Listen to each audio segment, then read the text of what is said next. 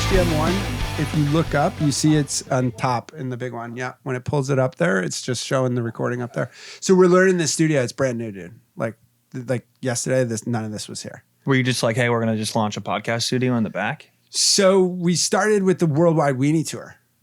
Right. That's what you mentioned. Yeah. And so this is episode 4 down here. Okay. And we used it to capture the NADS podcast episode. I love it. Like, you don't have to fly to New York. No. That was the best thing ever. When you were like, yeah, I'm going to be in Florida. We can do an episode. I was like, oh, I don't have to go north. Dude. And we even got NADS up there. Yeah. And NADS. Here. All right. So, all right. We go back. We just looked through your social as well, both of us prepping for this. And like, you know, it's immediate. What is this? What is like the social icon of NADS? Like you have a guy. There's a guy that you put on your social. And he's not you, but you're on the social, but it's like a derivation of you, I think. But that's what I think. So are you talking about like... No, the guy. How do you pick your guys? How do we pick our guys? Honest answer, we found a lot of people who were somewhat aligned with the industry in the space that we thought could be impactful about talking about the mission and then comfortable wearing underwear on camera, right? So it was like biohacking, CrossFit, ancestral wellness, carnivore paleo crowd, yogis, all these people. Which one is the guy with the beard, the dirty beard? Which one does he fall into? Which guy are we talking about? He kind of looks like a cross between a homeless person and a social media influencer. Super good on camera. Talks a lot. Soul of Jarrett. So we've been working with him for a while. We found him. We just like did a mass reach out to anybody and everybody that we thought would be aligned in some capacity. Because in the beginning we were like, we'll take anyone that will be relatively connected and be down to work with a brand new company, right? Can't really afford people. We'll just open up dialogues and see what we can do. A lot of these people were just a little bit smaller at the time and their pages have grown considerably. And they were more likely to give us a look at that point without us having budgets for partnerships. So we were starting really on commission and then eventually we ended up putting into, paid retainers on a lot of these guys. But to be completely honest, in the beginning, there wasn't much strategy. It was just like, let's throw a bunch of shit at the wall. Yeah, and see what hits. Yeah. Yeah. I think there's some component of that, right? Like as we're starting with these new businesses and you're starting to like knock it out, that's like you got to throw a lot of shit at the wall though. Everything. Like that was the approach in the social strategy, partnership strategy, the e-com strategy. We had we didn't have operating experience when we started. We didn't really have advisors for the first 6 to 8 months. So it was just Steve, my co-founder, and myself thinking of things that intuitively made sense, that we were just like, yeah, common sense, this should work. And we tried a lot of things. And then from there, it started to just build itself. So Dan Baird, NADS Underwear. Dan Baird, NADS Underwear. Good to be here, David. Thanks for having me on. I just like saying better for balls underwear. Me too. Like it's... Rolls off the tongue. It rolls right off the tongue. Better for balls, baby. When did you know you had a company, like an idea? Like when did you start to circle that up and really be like, this is what I can push my life into? So it was August of 2022 when we decided, hey, like this is something that we can try and make a little project, right? And at the time I was working a full-time role. I was pushing my way out of that. And then I was trying to line up some sort of part-time gig to earn some cash while I pursued this side hustle, being the underwear company. So I was working, my sister has a recruiting company. I was working with her, making some cash, buying some time. I had depleted my savings, or at that point I'd liquidated my savings. So I was ready to tap into that to buy myself time. And I was like, okay, I'll earn most of my cash from this consulting thing I'm doing with my sister. And then we'll build this e-com company. And if we could start to sell a little bit of underwear here and have a little bit of extra revenue coming in there, that would be great. I found right off the bat how much time I was putting into it and how excited it made me. And that was when I kind of realized, hey, this isn't going to be a little side hustle. I think this is going to really catch. But we didn't have the receipts of that yet, right? We didn't have the evidence. What made you so excited? And I think this is what most people miss. Honestly, the building. For me, what excited me most in the early days is, I wasn't a good student at UConn, right? I didn't gravitate towards any of the academics. I just was there to be there because it was something that I was told to be doing at the time. So I just pushed back against it naturally. I think I was a 2.6 student at UConn. And when I started 6'2". You were 6'2". Yeah, I wish. Yeah. When I started building NADS, I just enjoyed having something that came from here, but also from here. And I was actually starting to see a little bit of results come in, right? So it's like the Instagram account started to get some followers. People started to engage and be like, oh, that's a cool idea. This is cool. Like, we like what you're doing, that kind of thing. Started to get some positivity around it. And in those moments, it was like, okay, this is what we're doing it for. It's like, this is an impact, mission-driven brand being built. You know, in the early days, like Steve didn't have the time to put into the business. He had more of the capital contribution, and I had more time and less of the capital contribution. So we came together as partners. And in the first 3 months, it was just like me at a coffee shop, head down, figuring out Shopify, building the supply chain, and doing all of that behind the scenes. And there were so many moving parts, and it was just such an exciting feeling to be working on something that a month prior was just in here. And then it was like, okay, now it's in the real world. There's a logo now. Now we have a Shopify website. Now I'm pulling data. Now I'm pulling scientific studies. Now I'm talking to suppliers in Turkey and in India. And then I'm building social media posts. Like, I'm doing all these things. And then that pace of life just for me was so invigorating because I was just going through like the motions for a long time. What were the positive feedback loop components early on where you're like, oh man, this is exciting? Like, I think also you got to have some positive, even though you're not growing, even though you're not paying bills in month one. It's like you have to have those early positive returns because most people think you're just crazy. Yeah. No, people were pretty much just responding back to be like, this is so cool what you're working on. This is such a great idea. This is going to be a big hit. And it confirmed what I knew, which is obviously the reason why we jumped into the business to begin with. We wouldn't have gone into something if I was like, yeah, it might work, right? Like, I saw the market heading in this direction. I saw some of the content creators that were just starting to get some like much bigger eyes on talking in this kind of direction from like holistic living and non-toxic living. And I was like, underwear, there's a hole in the market for underwear. This is the first idea I've had in the last 5 years because I've always thought entrepreneurially. And this was the only one that didn't have a player in the space leading the charge. I didn't want to go into something and like be Lyft. I wanted to try and be Uber. So for this, it was like, okay, I'm not going to compare our business to Lyft and Uber, massive corporations, but for making a splash, we wanted to be the main player. The lack of player excited you. Yeah, big time. We actually will teach students like, that's the opposite. Like, you want to see the player and draft. Yeah. Like, you want to know that it's been validated. Yeah, you want to know that it's validated. It's way less risky if you're going into something that's already been proven to work, and you can probably grab a small piece of market share. But for me, like, if I'm swinging, I am always going to swing for grand slams. So I think that the non-toxic is the actual play. It's not that you had underwear. You just found your product offering to move into the non-toxic space. Exactly. Was that how you saw it then? Or was it, this is an underwear business and no, we're a health business. Is our differentiation? No, we're in the business of health. Underwear happens to be our product. We look at it as like underwear is a domino in the series of choices when you're optimizing your life that you can make. And it's something so simple and often overlooked. First thing you put on when you get out of the shower. And how often do you slow down to be like, does my underwear choice matter? If I'm making this choice for my underwear and I'm going to invest in $27 to $32 underwear, I'm likely to carry that momentum into other areas of my life. So for me, I knew I was going to be in health and wellness forever. I didn't think it would be through the lens of underwear. So underwear is not the end game. Underwear is the game. Underwear is the game for us right now. And will be for this brand for sure. But like, my personal end game is like, I want to do more health and wellness brands, right? I think I want to have 5 at some point throughout my journey. This is the first one. This is the most important one because it's bringing all the learnings and the experience and the networking. And if this one works and it hits well, amazing. If it doesn't, if it failed tomorrow, the learnings that have come with this, worth their weight in gold. So, you know, when we work with students, when we work with new entrepreneurs, that's one of the things repeatedly that we keep coming back to is like, you have to learn. Oh, yeah.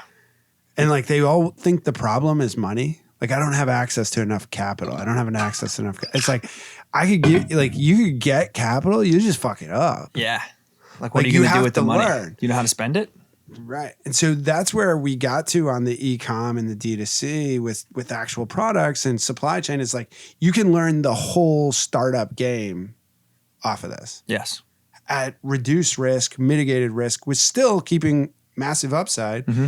And like, if your business hits a level and you can't push through, you can put it on autopilot. You Yeah. can give these type of businesses to someone to run and manage when they've been built. Yeah.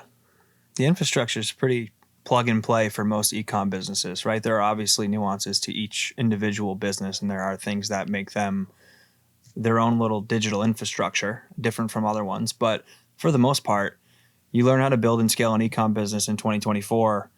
You could probably go and plug and play that into another e-com business, right? 2024, what do you think scale looks like in e-com? What is that size?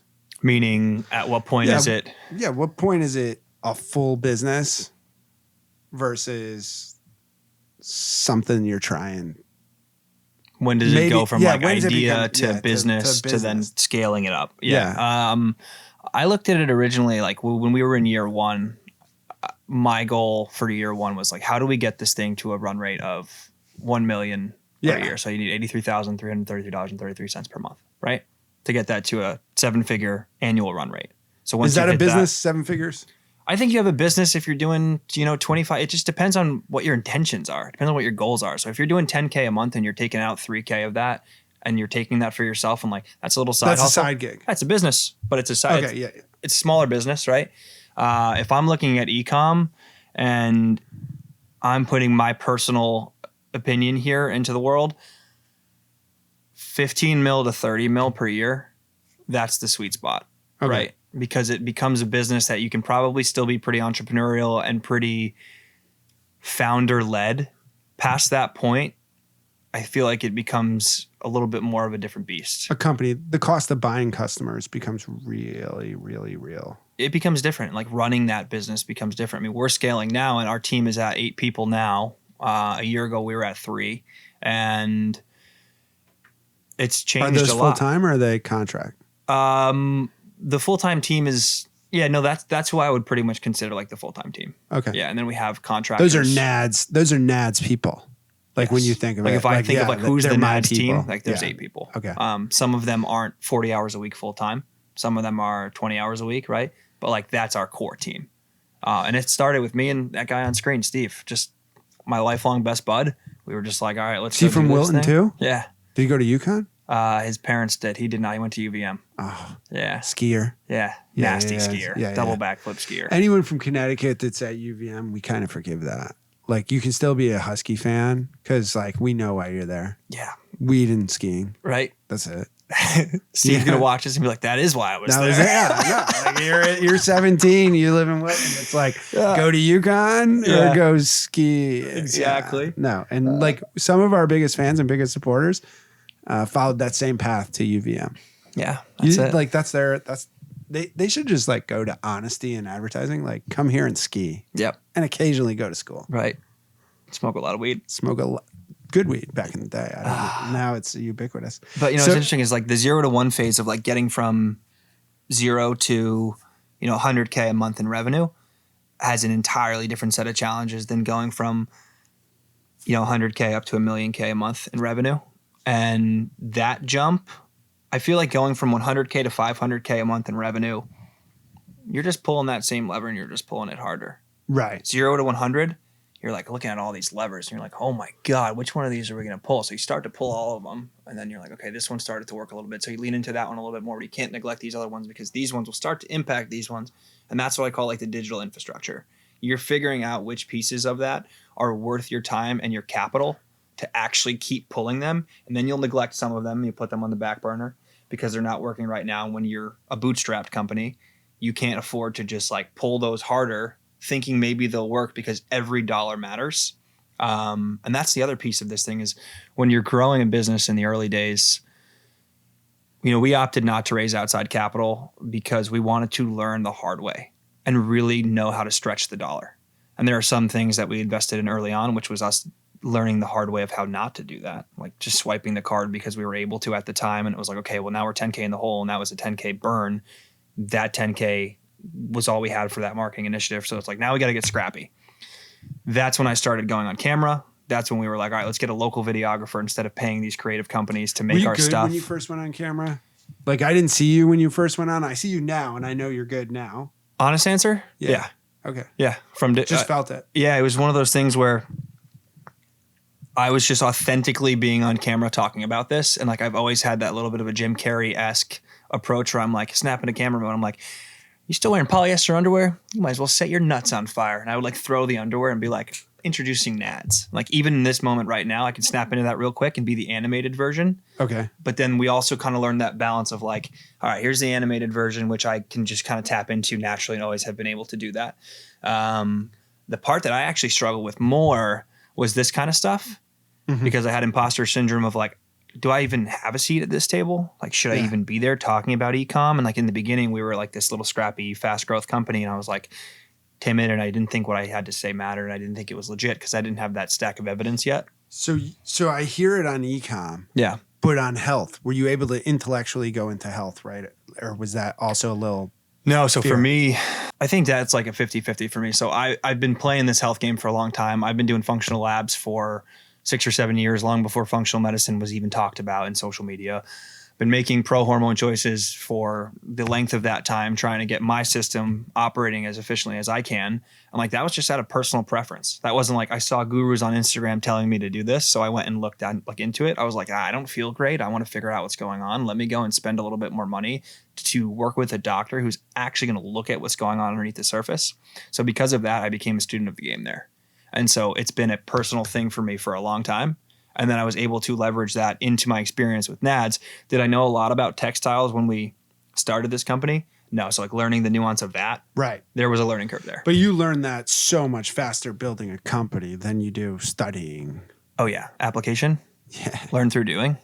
Right. Like you have to know the difference between cottons. Yes. And I remember when we first did our first podcast, I had like 30 studies printed out and I was like, I got to remember all of these. And then we went into that podcast and I was nervous. And then the first 10 minutes of the podcast, I was like, oh, I don't need to recite facts. That's not what people are going to be able to understand. How do we consolidate these things and just simplify the whole thing? And Better for Balls underwear was born, right? Instead of it being like certified organic cotton underwear made without XYZ, all this, it's like, this is Better for Balls underwear. Simplified, right? And like we take that principle and we apply it to everything when we try to communicate, and I've tried to do the same thing on camera. So is it the chemical exposure or the microplastics? I mean, it's a mix of both. What is the difference in that from your opinion? Like, because I don't know the difference. I just know both sound scary. Yeah.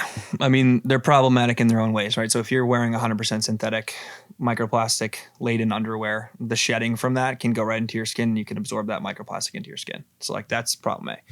Very prevalent in entirely synthetic garments. And that's men, women, doesn't matter. Yeah. If you're wearing... Right, like a hat. Most hats are made from polyester. The bands in the inside of these hats, when you're sweating right up in your skin, like you're going to absorb microplastics through that.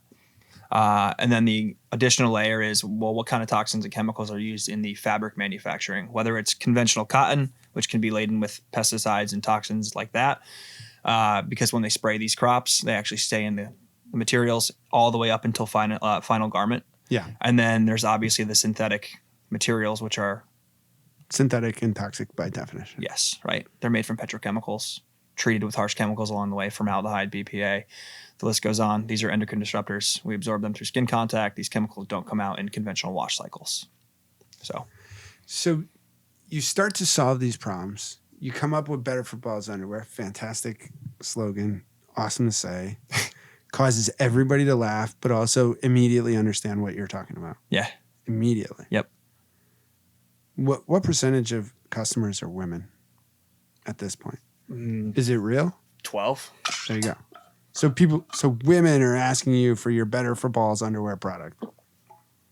So what we're doing is notoriously very challenging to do, which is sell to men, right? Especially direct to consumer, especially in a health space, especially something like underwear where people are just like, yeah, I don't know. I get before we did this business, I now have more underwear than I know what to do with, but I got a bunch in the back of my car, like give away to people. If this business is to fail, I'll probably have the most underwear on planet Earth out of any human being.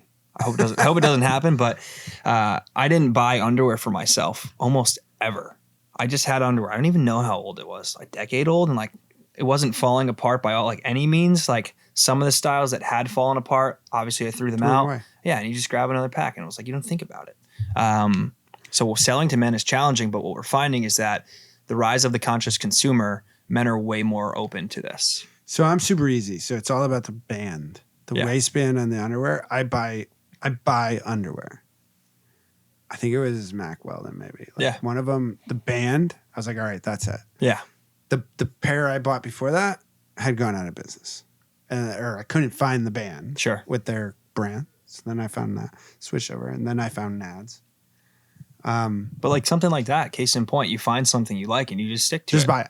And then decision fatigue is gone. It's done. Right? So it's like, okay, well, I like the band on that. Yeah, just order 3 more, put them in whatever color, so if we were just like an underwear company trying to sell on the premise of comfort only. You can't charge what you're charging. No, we wouldn't be able to even like penetrate your mind.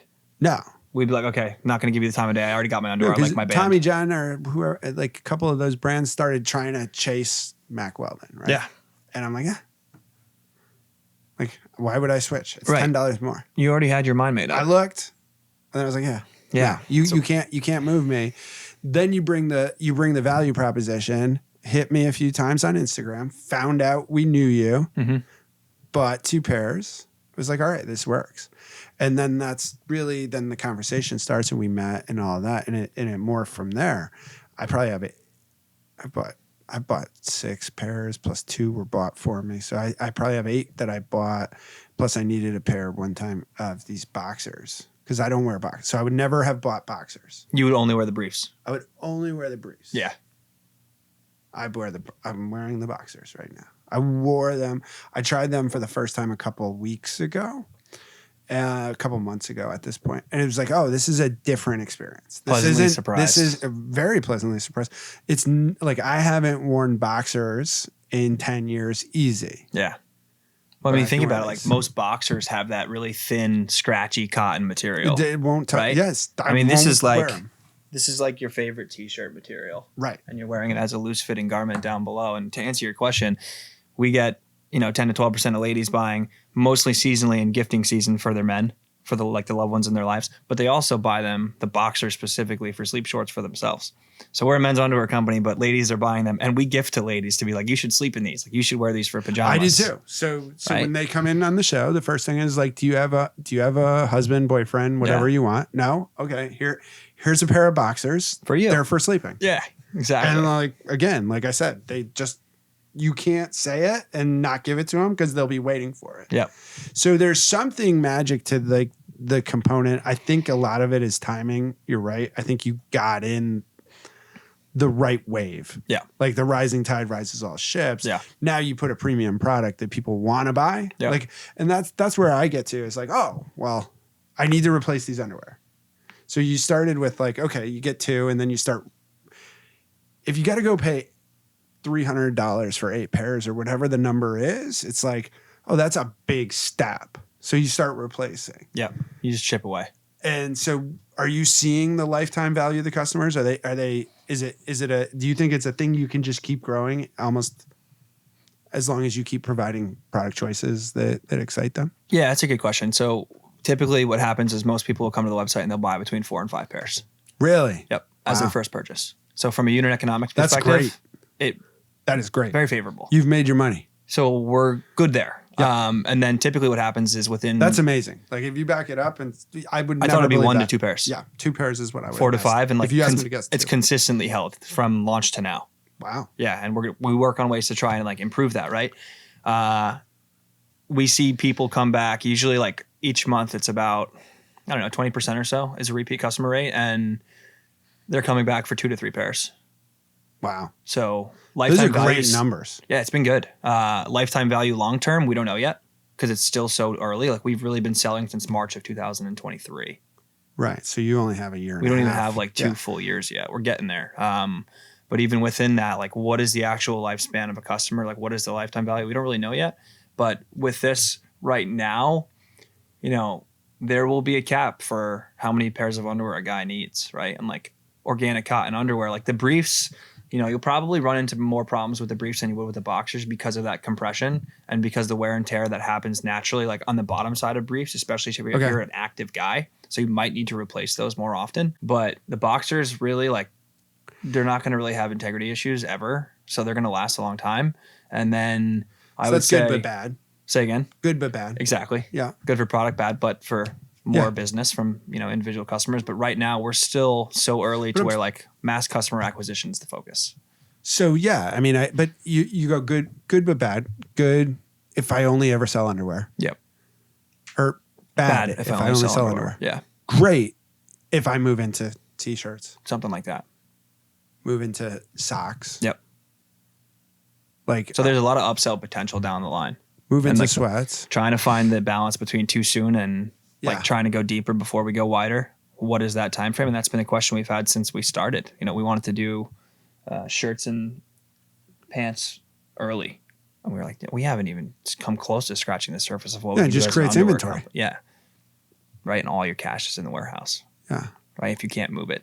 And the thing is, with our value prop being better for balls, better for body, your base layer matters most, specifically what you're wearing down there. So the only other style that we've launched as a catalog item outside of like our shirts and our hats as just merchandise has been our commando shorts. Because people were chiming up on our ads and they were like, I don't even wear underwear. Yeah. And we're like, all right, you're missing the point here.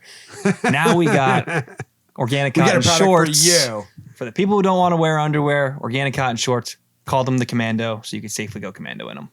There you go. Right. So like that was a fun marketing play. It's not something we're probably going to keep around forever. We just did a limited edition run to test it. No, but we're just trying to be like the underwear experts for now. So that might present challenges long term, but yeah, I mean, some of the players that I already mentioned are struggling to find that growth, right? Yeah. Beyond where they're at. I think it's because they took on too much investment capital and they have to grow to a rate that's not a sustainable rate for their brand. Yes, but they have to do it. But they have to do it. Yeah. You have to spend money. And that's where I talk about that unit economics changing and the customer acquisition cost just going ever increasing.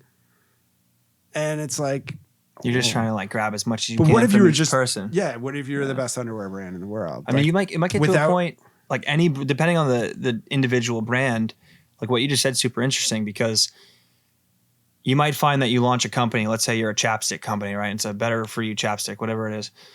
Your sweet spot might be $10 million a year. Right. And then growing from 10 to 11 to 14, instead of being like, all right, I'm going from $1 million a year up to $10 million a year, up to $30 million a year. That just might not be feasible. So, and worse than that, we have entrepreneurship programs teaching kids that they shouldn't go into that business because they can't hit $1 billion, 500 million, 100 million. Like, find the good brand. We're both passionate about it. We're both passionate about the entrepreneur. Yep.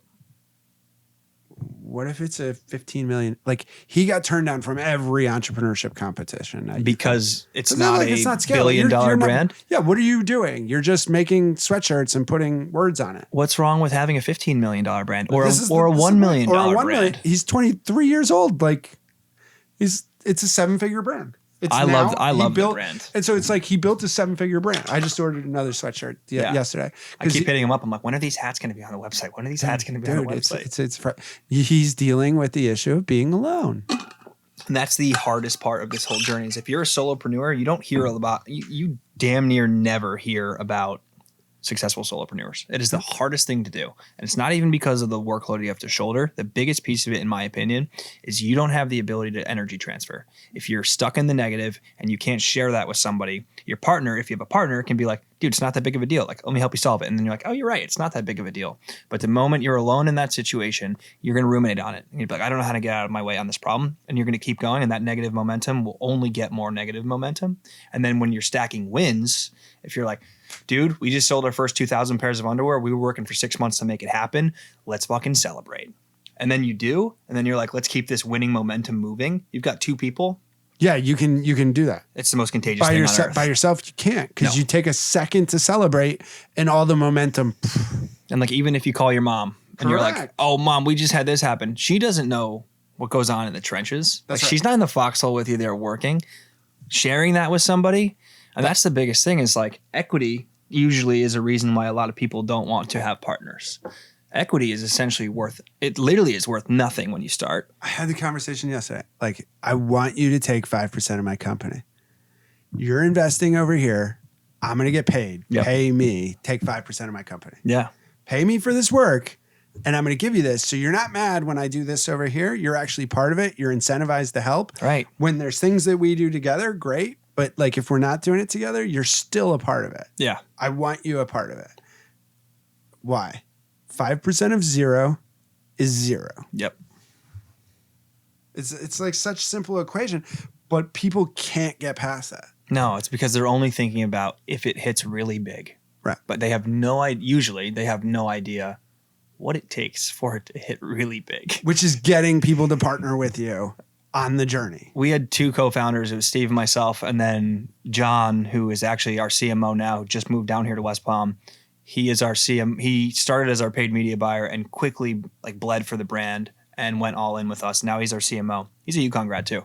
Sweet. Yeah. See, this is So, a like, UConn brand. 3 people is, in my opinion, the sweet spot for starting That's why something. we have a UConn podcast made in our underwear. That's right. I'm sure I'll get in trouble for it. So we have student questions. So not only do we give underwear out in season 2, but we have student questions.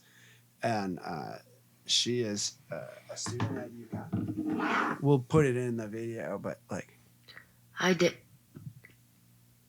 Big fan here. I heard you're under somewhere, but under where? This is her best one yet to date. Big fan. I did. Big fan here. The head scratch. I heard you're under somewhere, but under where? The classic underwear joke. Yeah, dude. Like, she didn't even get, like, it's the delivery with her on that one. She's a student. She's a student. So you just have like a killer team of students. Keep training them. Keep training them. She took 2 years to find me. Yeah. Spent 2 years searching to meet me.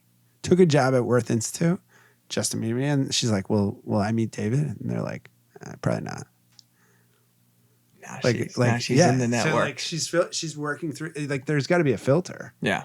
So And, what's like, she working on? She's doing question to you. Was that- Underwear. That's her question, man. I don't even know how to answer that. Under a guy's pants, I don't know. right? I don't know. We're putting her. So the bit is like, you don't know this, but she's been the person on every one. It's always her. So big fan. Her middle name is Fan. And so she's always a big fan. So like, Does she ask so real when it's someone questions? that's famous, they don't even question that, like, big fan. They're like, oh yeah, of course. Yeah. Like, I got fans. People know who I am. When Yeah. it's like you, it's like, well, how can you be a big fan? You didn't even complete my name. Yeah. They're like, I don't know. We're just trying to give her time to get on Is TV. she trying to catch me off guard with that? We're just letting her do her thing. Like, find her voice. Right. And like, sometimes they're like super serious, and like the questions, they're like, how do you build a career in this? Blah, blah, blah, blah, blah. And then sometimes they're like, underwear. Everywhere, anywhere that's needed to be. I think that's that I think is the answer. Is like, you're mission driven. Most underwear companies are not mission driven. Right. Victoria's Secret might be mission driven. We were talking about this in the car ride over, but Different mission. different mission. Yeah. Taking advantage of young women across the world is not the mission you're on. No. So like, how do you balance that in your life? Like, once you start a mission driven component, you can't stop. So how do you balance this in your life? Like, My personal day to life? day, yeah. Now I have a little bit more of a semblance of work-life balance, but this is the other piece that most young entrepreneurs don't realize. You have to burn the boats and go all in, no matter what. Well, young, fuck. I'm old. Like, I quit Yeah. So without anything. Right. Like, you just walk in and I was just like, quit. burn the boats. Because again, you're teaching kids. You're like, hey, What do you have to lose, right? Like maybe a lot, get a job in a year. maybe not. Fuck it. Yeah. You can always reinvent yourself, right? Vikings done it were like, repeatedly. you can just always reinvent yourself. So that's the thing is, Now I'm sitting in my underwear doing a podcast with you. So like, early on, there was no work-life balance at all, right? It was like I was at the coffee shop every single day for 2 years straight, with the exception of maybe 5 days for travel for holidays. And then even on like, I remember I went up to a relative's wedding and we were there for 4 or 5 days up in Boston, and I was sitting outside of the coffee shop on Newbury Street in the middle of the winter with my leather gloves on, my 2 coffees, computer, just building. My family members would like walk by and be like, what are you doing? I'm like, I'm working. And they're like, everybody's drinking at the bar down the line. I was like, yeah, I know. I'll be at the wedding. Don't worry. I'm like, that was the level of obsession that I had. And it's kind of a mix of things. One, I loved it. Two, I liquidated my 401k. I had a little bit of money left in an education fund. I had some crypto that I liquidated, and I had a very finite period of time to live on that runway. So it was like, my back is entirely against the wall here, so I have to go all in. I also will at some point want to look back on this period of time and look at my first ever venture and say, I left it all on the fucking table. I can say that confidently now. Now, as the business has evolved and as a lot of the tactical roles that I used to do a lot of have been put into other team members' hands, I can then take some of that time to do considerably higher leverage things to grow the business and work on it as opposed to in it. And what I'm now segueing into is understanding that the self-work that I need to do on myself to be at my best game around the clock needs to be as much of a priority as some of the tactical work I still have to do. Because if I show up and I'm leading the team and I'm at 70%, that has a direct impact on everybody and then the business, right? It's critical. So like, I didn't know what that was like. It was like, what do you mean my job is evolving into I have to take care of myself? It's like, okay, now I have to prioritize time off. Because if I don't, I'll burn out. Where you're going to is like you have to solve bigger problems. Yeah. And like, so I've had this, and there's someone we're working with, and I'm like, he's just 100% busy.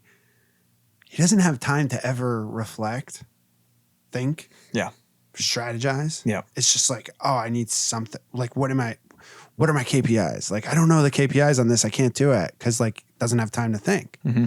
And so you can't really start new things. Like there's no KPIs when you're starting something new. And the creative output there, when you post, that's a KPI. But when you're building this, like, what are your benchmarks? What's your campaign? Let's build a campaign to launch this brand. Mm-hmm. What's the KPI in building the campaign? Right. Like, what are we looking at as a barometer for success here? I got a theme. Well, your theme might suck. Yeah. Do you need 5 themes to test? Do you need 10? Do you need 100? Nobody knows. Because like when you hit, again, you're pulling that lever harder. Yeah. And like, so the KPI isn't there. It's actual creative thought. Can't do it at 120% capacity of your time. No. That was, I like, as I was doing the management leadership to actual executive jump at UConn, I was so busy. It just wasn't possible. And like, you're trying to push off to slow down, to push people. Yeah. And like, so one of the things I did is I grabbed my calendar back, and people hate it. And I'm like, no meetings. Yep. And like, if you're on my calendar, I'm probably canceling. Like if it isn't mine, I don't care. Like I'm canceling you. Mm-hmm. Sorry. Yeah. Oh, you're a student. You want to meet for 30 minutes? No. Work through the filter. When you get through the filter, talk to Tara, talk to Mackenzie, talk to Jack, talk to Jaden, talk to everyone. When you get through the filter and somebody's telling me you need to meet this person, then I'm going to do it. Right. And if there's an accident, like happy accidents happen all the time. But you have to be able to give these people the best David, which requires time and stillness. So you're not burnt out. Especially now that the things I'm doing are so massively strategic. Yeah. The positioning. Yep. You know, and so we're looking at it from a revenue. How do we put $50,000 a month in revenue on the table as a unit so we can start paying this person to not do this? How do we pay this person to not do that? How do we find this instead of bootstrapping? And like, I think bootstrapping is what I've learned from ecom and building this. Bootstrapping is actually the best thing you can do to a point. I think it's the best thing you could do the first time. I will never bootstrap a company again. As long as it's ecom. Probably, I don't know. I can't speak to that because I don't know if I'll ever play a different game outside of ecom. But you might, because you might get like, I gotta prove this somewhere else. Yeah. I got a biotech entrepreneur who has a dog thing. And he was like, I built this biotech company, sold it for 300 million, but I'm not really an entrepreneur in his own mind. Like, it'll be your mind that plays with it. Yeah, you're right. So I can't you don't have to because you can pay, what's good. But learning the hard way without just swiping the card to solve problems, that was the most important thing that we learned. We paid the learning tax time and time again. And it hurt and it was uncomfortable and it resulted in a lot of growing pains, but we grew. And now Steve and myself and the rest of our team are significantly better operators within the space because of it. If we were just, we had $500,000 to start this company, we probably would have just put people in these seats early on and then been at the mercy of what they know, as opposed to being like, okay, no, this is how it's supposed to be done. So now that we build a team out, we have that benchmark to look back on and be like, this is the standard that we hold. we've done it. We've been doing it. Now, if you're going to come in, you have to hit that standard. But we wouldn't have learned that with a ton of cash. The students in the brand class, we've all built a Spotify website. Yeah. Or Shopify. Yeah. Even if it's shitty. Our even class if project. it's shitty. Right. Right. Yeah. Even if it's a shitty website, we've all done it. Like the teachers, every one of us, we've all built an Instagram. Like even if it's shitty. Yeah. Because then you know what it is. You know how much time it takes. You can look at someone else's output and be like, you didn't do it. And you also will you'll get an appreciation for other people playing the game too. So it's like, okay, if you have a business and it's doing, I don't know, 10K a month, right? And you're seeing what's happening on the outside, that 10K a month business requires a lot of work, no matter what. Like no matter what scope or what scale your business is at, the amount of work and sweat equity that goes into building something, anything, is often overlooked, right? Like operators know what it's like to be in the trenches and to know to take something from idea and put it into the real world to where it's on a logo, on hats in front of you. And like all these things are happening, right? And, I was talking about burning the boats before and going all in. Like it's really important early on, but it's not sustainable long term, right? So I know that now. I had to do it early on. So like when you're going from 0 to 1, you got to do it. No, you should never be betting all the money again. No, right? And like time too, right? So money and time. It led me, I write a newsletter called The Mindful Man where I talk about pushing back against the hustle culture and the norms of like how business should be through the antiquated lens. And it's like, no, let's lead as men emotionally, vulnerably, but we're also going to show up and get the fucking job done. Right. So it's like, let's use these things and let's talk about how to push back against burnout. So then when we do show up to do the work, we're not half-assing it. Are you talking about that from a gender perspective or are you just because it's from your perspective? What do you mean? Can a woman read The Mindful Man and like sure. be like, oh yeah, the principles are applicable to anyone. So they're not gender based. They're gender based marketing, but Yes. not because you have a men's health company. Yeah, and because I am myself a man. Oh, I didn't know. So like I can speak How many to it that way. genders are there? I mean, like a lot How of many it. genders are there? No, we don't have the answer. But dude, we used to ask people all the time, like Trump or Biden. I live in Florida, and so then like, I'm cool we all know what it is. But like so as soon as they wouldn't answer, we'd be like, oh, you like Trump then? Yeah. And then Jaden told me and then about they'd be this. just furious on the show. We're like, oh, Start to you get like red. yeah. They're like, oh, like we can't help it. No, I love it. Put people on the spot like that. Yeah. No, but I think a lot of it is through the lens of men are supposed to just push forward no matter what. We're not taught to, hey, find some beauty in the stillness, unplug, rest and recover. And that's where your real genius will come from when your mind is like resting. And like I'm trying to push that out there so we get more entrepreneurs who can make sustainable, long-lasting impact on the field. So a lot of change in my life right now, but like one of the biggest things is how much time I'm putting into intentional development, Right. plus accountability, Mm-hmm. and then responsibility for these kids. Yeah. Like, you have to lead by example. Yeah, no, 100%. Right. Like brutal. If you're telling somebody, hey, you should develop yourself, but you're doing nothing, they're not going to listen to you. Yeah. This is like the core of why we started the show is like to be able to find that vision for the future for myself. Mm-hmm. And so Chris, who runs the studio up in New York and is the producer of the show, it's like he sent me a text at one point. He's like, I've been thinking about your podcast since 2018. And he's like, ever since I knew I wanted to be in podcasting, I knew I wanted to make your podcast. And he's like, well, we still haven't figured it out. Like we're not very good. We're not very good. But like we do get positive feedback. And so, and the deals that we've done and like, so just building on the relationship with you and I, like you would have come in, visited, it would have been cool. You would have left. And then like, we never would have talked again unless I was suddenly here. Mm-hmm. But now we've been talking consistently and the amount of opportunity for both of us that comes from that engagement is huge. And so as I'm thinking like, how do I start to develop this? So now I know, go subscribe to Mindful Man, like easy. But like those conversation points, I think specifically on the gender side, on the male side, aren't really happening at the level that they need to. Correct. And people are making wrong decisions over and over and over again. Not wrong decisions in that it's like, oh, that's a bad decision. It's just like, look, you could achieve so much more. Right. And you're sitting around wondering why you're not. That's it. It's literally unlock your potential and live life on your own terms. Like which that's is the really tagline. frou-frou, kind of like stupid. It's crazy. You think about it through the lens of mental health, and men are 4 times more likely than ladies to kill themselves. 4 times. That's insane. And it's because we just keep things in and we don't talk and we suppress and we are stoics and we just like think we have to muscle through these things alone because that's how we've been programmed to think, because that's how our fathers did. I'm not going to fault them for not knowing, but it's up to us as the leaders of men now and for the future to kind of rewrite the narrative and push back against it.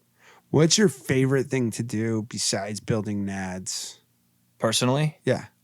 I love to ride boards, like snowboards, skateboards. I finally just picked up a surfboard. I have time for it now. Wakeboarding, wake skating, skimboarding. I have an electric longboard I just recently got to. The thing goes 30 miles per hour. Have you gotten arrested on it yet? Like No. you got pulled over by the police? No. It's coming. Maybe like a golf cart gotta do it in tried your- to get me, yeah. I could outrun him. It's Really? faster than a golf cart. We got the drone videos of you longboarding 30 miles per hour down the beach. We should. It has off-road tires. In your nads.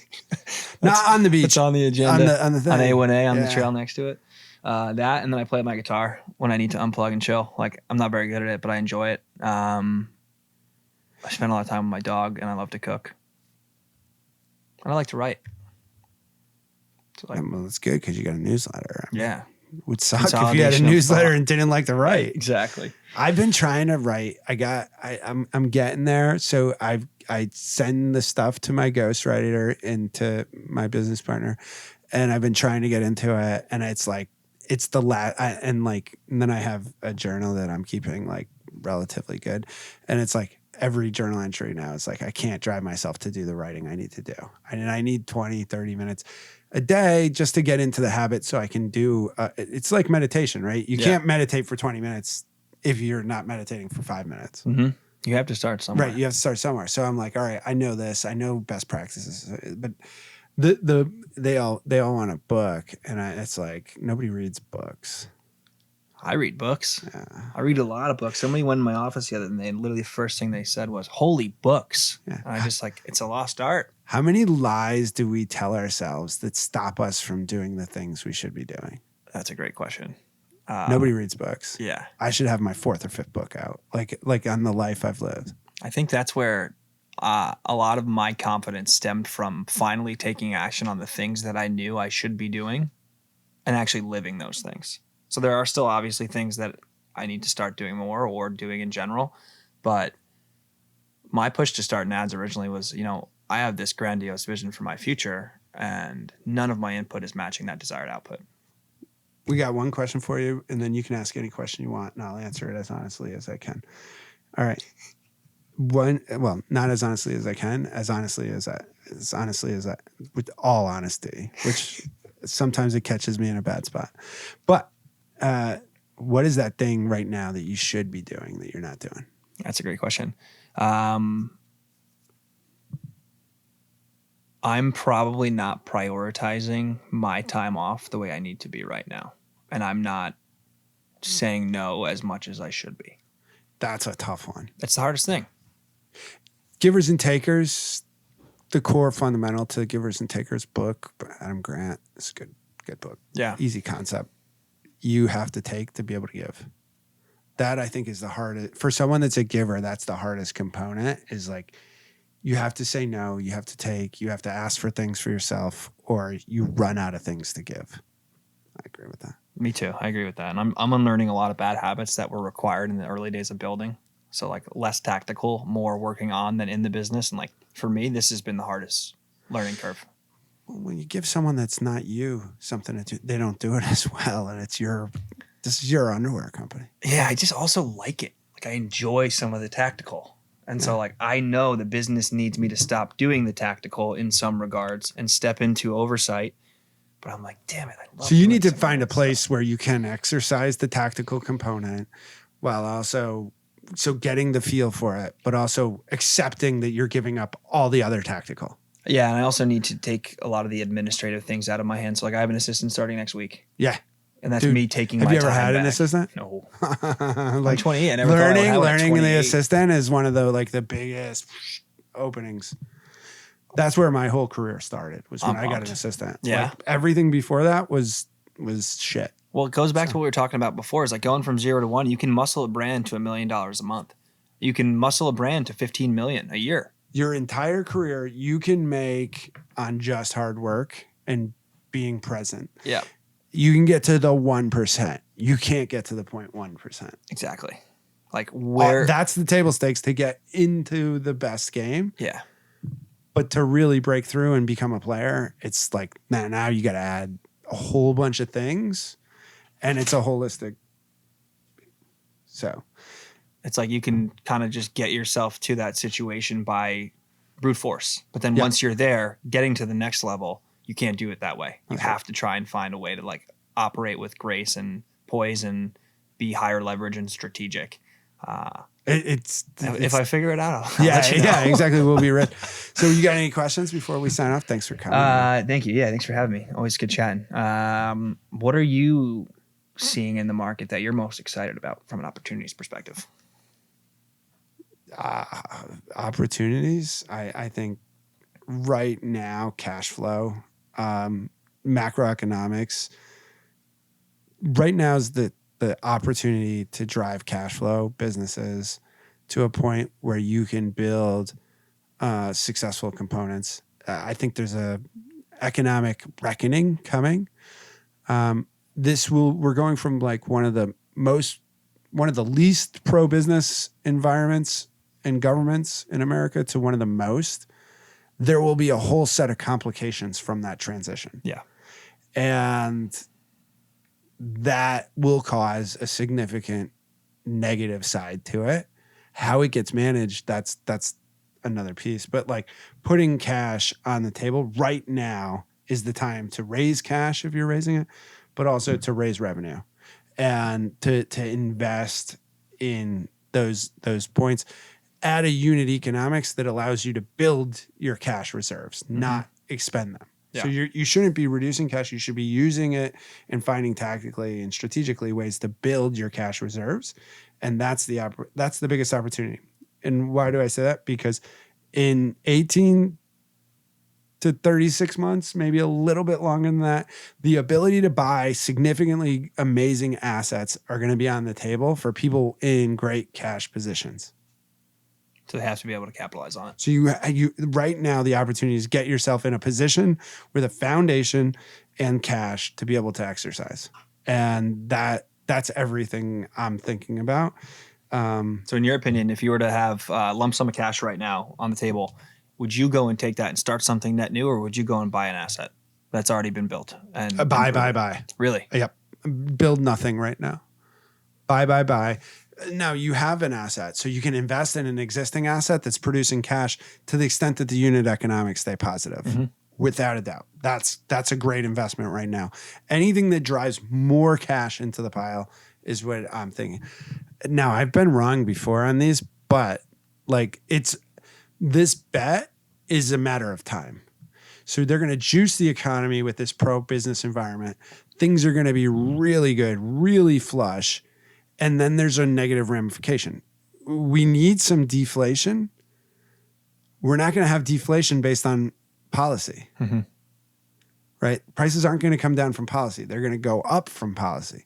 So if you see the deflation come in the bubble burst, it's because something bad's going to happen at some point, which means good assets and bad assets are going to be exposed. The bad assets go to zero and disappear. The good assets become things you can buy. Yeah. And so, but why would they not be held? Why would people want to sell? Because they can't, because they're going to be in a position that they have to sell. Okay. Because not everybody's going to manage cash flow. Right. And so, like, Amazon was the one that came through the .com. Priceline came through the .com. But a lot of they always say, oh, it's pets.com. It wasn't great. I'm like, dude, pets.com was a great fucking business. It's called Chewy. Like now, it just was 15 years early because of the ability to ship, right? Yeah. So it went to zero. You could have picked up pets.com. You could have picked up the infrastructure. You could have picked it up for like $100,000. Yeah. And sat on it. And if you were looking at it, like, again, it's about cash management, asset acquisition. That's what I see. Yeah. Playing the long game, playing the short game to build the cash position and foundation to acquire assets that are valuable. And with those assets, would your goal be build and sell, build and hold? Get rich or die trying. 50 Cent. Yeah, no. I think hold. Yeah. Yep. I mean, some are for sale, right? Like things you can make that decision individually. Media, you have to be like this podcast studio is a direct reflection of investment in media, in the changing landscape of media, direct from the stuff we've been doing. And it's like, yeah, of course, if you can control a podcast studio, like it's expensive to build in theory, but it's not really expensive. Yeah. And so like now you own a channel of distribution that you share with Spotify, you share it with YouTube, but like maybe TikTok, but like there's real revenue and you can front this business on unit economics where for $250 an hour, you can pay for this.